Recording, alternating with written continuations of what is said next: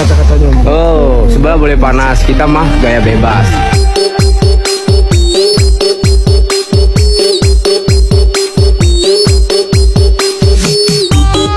Sibak curhat, buka isi hati, katong lanjut party, lampu kasih mati.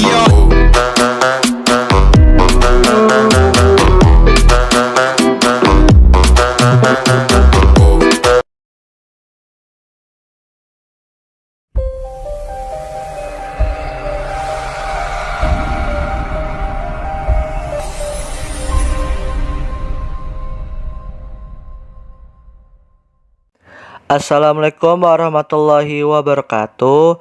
Kali ini saya akan menjelaskan tentang bab 8 teori evolusi. Evolusi secara spesifik, teori evolusi oleh seleksi alam menyatakan bahwa individu-individu dengan sifat-sifat yang memberikan keunggulan adaptasi terhadap lingkungannya cenderung memiliki peluang lebih besar untuk bertahan hidup dan berkembang biak. Keturunan dari individu-individu ini kemudian mewarisi sifat-sifat yang sama, sementara individu dengan sifat-sifat kurang menguntungkan cenderung kurang berhasil dalam bertahan hidup dan berkembang biak. Proses ini bertanggung jawab atas perubahan bertahap dalam spesies sepanjang waktu. Mutasi genetik juga berperan dalam menyediakan variasi genetik yang menjadi bahan bakar bagi evolusi. Selanjutnya ada teori evolusi. Yang pertama, Charles Darwin 1809 sampai 1882.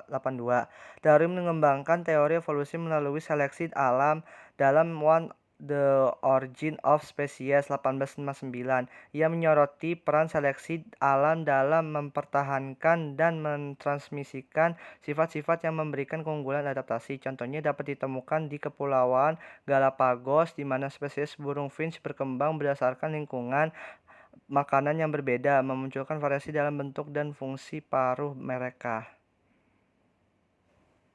Selanjutnya ada Alfred Russel Wallace 1823 sampai 1913. Wallace, naturalis sejawat Darwin, berkontribusi pada teori evolusi melalui seleksi alam.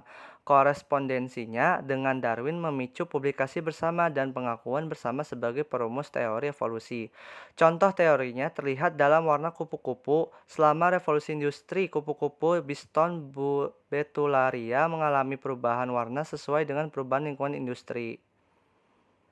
Selanjutnya ada Richard Dawkins 1941 sampai 1976. Dawkins dikenal melalui konsep selfish gene atau gen egois, di mana ia menyoroti peran gen dalam evolusi. Karyanya seperti The Selfish Gene 1976 menekankan bagaimana gen bertahan dan berkembang biak.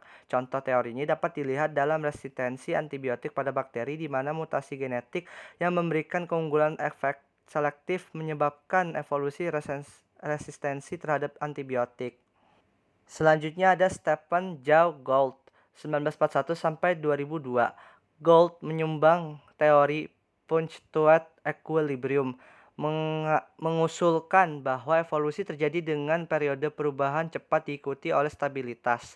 Ini menyoroti ketidakselarasan dalam tingkat perubahan evolusi. Contohnya dapat ditemukan dalam catatan fosil Trilobita yang menunjukkan periode perubahan evolusi yang cepat diikuti oleh periode kestabilan. Selanjutnya ada Ernst Mayr 1904 sampai 2005. Sebagai seorang ahli ornitologi dan biologi evolusi, Mayr memberikan kontribusi pada pemahaman spesies dan konsep spesies biologis, memperkaya teori evolusi dengan dasar biologis yang kuat. Contohnya adalah perbedaan spesies burung yang berkembang melalui isolasi geografis atau reproduktif, menciptakan variasi spesies baru. Faktor-faktor evolusi yang pertama ada mutasi genetik, rekombinasi genetik, different genetik, seleksi alam, dan adaptasi. Proses terbagi menjadi 6. Yang pertama ada fosil pada hewan, yang kedua rekayasa genetika dan embriologi, yang ketiga perubahan dalam spesiasi, yang keempat genetika populasi, yang kelima analisis molekuler, dan yang terakhir homologi dan analogi. Yang pertama, fosil pada hewan. Fosil memberikan bukti tentang bentuk-bentuk kehidupan yang telah punah dan perubahan morfologis sepanjang waktu. Fosil-fosil menunjukkan transisi spesies dan perkembangan organisme.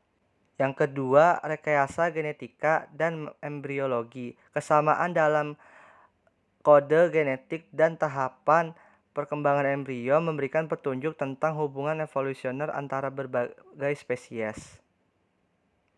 Yang ketiga, perubahan dalam spesiasi. Pengamatan terhadap perubahan dalam spesiasi baik pada tingkat morfologi maupun genetik memberikan petunjuk tentang evolusi yang terjadi dalam rentang waktu yang lebih singkat. Kemudian yang keempat, genetika populasi. Studi variasi genetik dalam populasi mendukung ide evolusi. Frekuensi alel dapat berubah sering waktu melalui seleksi alam, mutasi, dan divert genetik. Yang kelima, analisis molekuler. Perkembangan molekuler DNA dan protein antara spesies dapat memberikan petunjuk tentang hubungan evolusioner dan waktu garis keturunan bersama. Selanjutnya, homologi dan analogi. Yang keenam, homologi merujuk pada persamaan dalam struktur atau genetik antara organisme yang terkait secara evolusioner. Yang kedua, analogi merujuk pada persamaan dalam fungsi atau bentuk antara organisme yang tidak memiliki hubungan evolusioner yang dekat tetapi memiliki tugas atau fungsi yang serupa. Kemudian ada gambar-gambar evolusi. Yang pertama, gambar kera, terus kemudian berevolusi menjadi manusia. Yang kedua, gambar dari macan harimau menjadi kucing yang kecil. Adapun hukum menurut Hardy Weinberg. Hardy Weinberg merupakan suatu prinsip dalam genetika populasi yang menyatakan bahwa frekuensi alel dan genotipe dalam suatu populasi akan tetap konstan dari satu generasi ke generasi berikutnya jika tidak ada pengaruh dari faktor-faktor evolusioner. Hukum ini merinci kondisi di mana evolusi tidak terjadi. Kemudian ada rumus-rumus Hardy Weinberg. Bisa dilihat keterangan. Nah, keterangan itu yang pertama, frekuensi homozigot dominan, frekuensi heterozigot, frekuensi homozigot resesif, frekuensi alel dominan, dan frekuensi alel resesif. Selanjutnya ada asal-usul kehidupan. Yang pertama, biogenesis merupakan proses menyatakan bahwa kehidupan hanya dapat berasal dari organisme hidup atau entitas hidup yang sebelumnya ada, bukan dari bahan-bahan non-hidup atau spontan dari materi anorganik. Yang kedua, teori evolusi kimia adalah konsep bahwa kehidupan dapat berkembang dari molekul-molekul kimia yang lebih sederhana melalui proses-proses kimia yang kompleks. Ini terkait erat dengan hipotesis abiogenesis yang menyatakan bahwa kehidupan dapat muncul dari bahan-bahan non-hidup. Nah, yang terakhir itu abiogenesis merupakan konsep bahwa kehidupan dapat muncul dari bahan-bahan non-hidup melalui proses-proses kimia. Sama seperti penjelasan yang kedua. Oke, sekian dari saya. Kurang lebih mohon maaf. Wassalamualaikum warahmatullahi wabarakatuh.